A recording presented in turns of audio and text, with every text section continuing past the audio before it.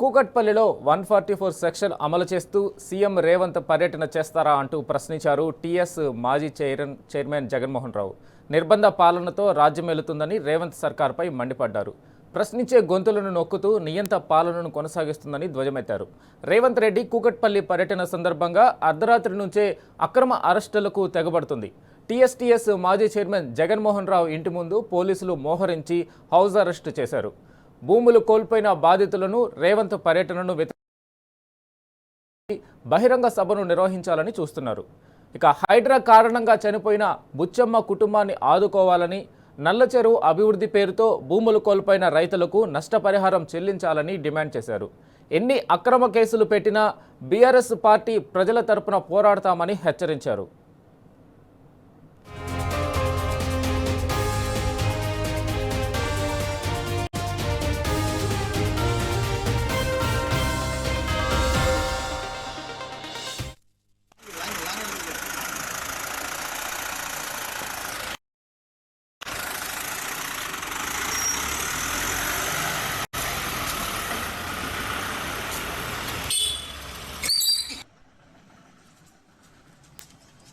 నల్లచెరువు ఇనాగరేషన్కి వస్తున్నటువంటి ముఖ్యమంత్రి రేవంత్ రెడ్డి గారు మేము 3 డిమాండ్లు పెట్టడం జరిగింది. కూకట్పల్లిలో అన్యాక్రాంతంగా కూకట్పల్లి గ్రామస్తుల భూములను లాక్కొని ఏ విధమైన కంపెన్సేషన్ ఇవ్వకుండా అవన్నీ కూడా పట్టాభూములను కూడా రాత్రికి రాత్రి ఏ విధమైన నోటీసులు ఇవ్వకుండా డెమాలిషన్ చేసి లాక్కొని ఈరోజు డెవలప్మెంట్ చేసినని చెప్పి ఇలా ప్రగల్భాలు పలుకుతూ ఉన్నారు.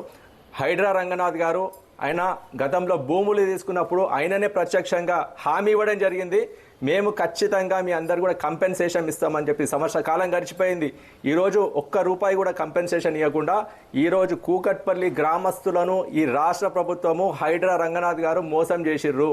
ఖచ్చితంగా దీనికి న్యాయం చేయాలని చెప్పి మేము డిమాండ్ చేసినాము. ప్రాణాలు కోల్పోయినటువంటి బుచ్చమ్మ గారు 52 సంవత్సరాల గ్రామస్తురాలైనటువంటి బుచ్చమ్మ గారిని గతంలో మా వర్కింగ్ ప్రెసిడెంట్ కేటీఆర్ గారు పరామర్శించి పార్టీ తరపున వారు సాయం చేయడం జరిగింది. కానీ ప్రభుత్వం తరపున సహాయం చేయమని పూర్తి స్థాయిలో కుటుంబాన్ని ఆదుకోవాలని చెప్పి డిమాండ్ చేస్తే ఇప్పటి వరకు డిమాండ్కి ఎక్కడ కూడా వాళ్ళు న్యాయం చేసినటువంటి దాఖలాలు లేవు. ఖచ్చితంగా కూకట్పల్లి గ్రామస్తులకు అందరికీ కూడా న్యాయం చేయాలి.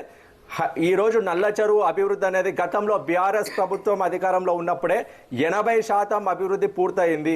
కూకట్పల్లిలో ఉన్నటువంటి బీఆర్ఎస్ నాయకులు ఈ పర్యటనని అడ్డుకుంటున్నటువంటి బీఆర్ఎస్ నాయకులు అందరినీ కూడా ఈరోజు ఎక్కడికక్కడ నిర్బంధిస్తూ ఉన్నారు. కూకట్పల్లి గ్రామస్తులను నిర్బంధిస్తూ ఉన్నారు. భూములు కోల్పోయినటువంటి కూకట్పల్లి గ్రామస్తులు ఈరోజు మాకు పరిహారం ఇవ్వాలని చెప్పి అడిగినా కూడా వాళ్ళకి పరిహారం ఇవ్వకుండా వాళ్ళని ఎక్కడికక్కడ నిర్బంధిస్తున్నటువంటి పరిస్థితి చూస్తూ ఉన్నాం. కూకట్పల్లి గ్రామస్తులను నిర్బంధించి కూకట్పల్లి గ్రామంలోనే ఈరోజు బహిరంగ సభ నిర్వహించాలని ఈరోజు రేవంత్ రెడ్డి గారు చూస్తూ ఉన్నారు. చెయ్యని అభివృద్ధి వాళ్ళ ఖాతాలో బీఆర్ఎస్ ప్రభుత్వంలో జరిగినటువంటి అభివృద్ధిని ఈరోజు కాంగ్రెస్ పార్టీ వాళ్ళ ఖాతాలో వేసుకునేటువంటి ప్రయత్నం చేస్తూ ఉన్నది. ఈరోజు కూకట్పల్లి ప్రజలకు అందరూ కూడా తెలుసు. రేవంత్ రెడ్డి గారు ఈరోజు నిర్బంధ పాలన విధించి 144 సెక్షన్ విధించి ఈరోజు కూకట్పల్లిలో బహిరంగ సభ నిర్వహించాలని చూస్తూ ఉన్నారు.